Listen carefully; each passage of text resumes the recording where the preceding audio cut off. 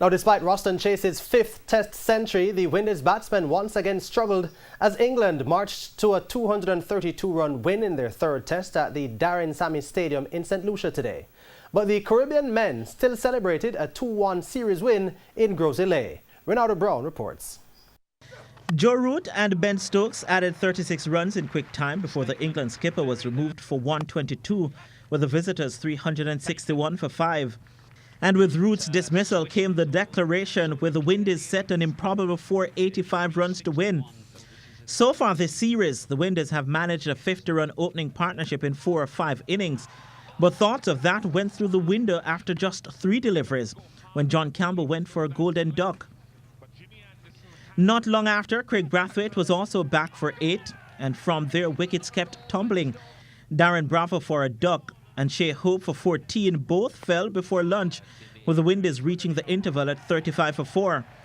Shimron Hetmyer and Roston Chase then combined and at one stage looked to have stemmed the flow of wickets.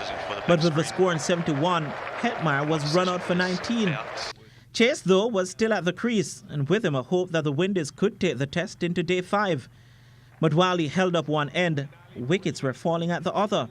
First, Shane Dowich for 19, then Kemar Roach for 29, followed by Alzari Joseph for a career-best 34. All this time, though, Roston Chase was approaching a 5th Test match century. And when Shannon Gabriel walked to the crease, memories of the 2017 Pakistan series flowed in.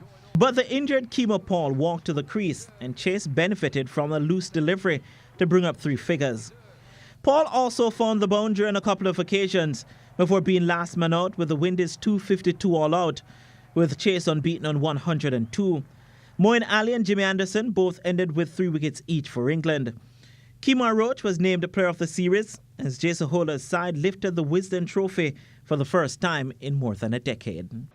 I think it's important in a few contexts, in the context of the ICC rankings, in the context of the morale of the side as well.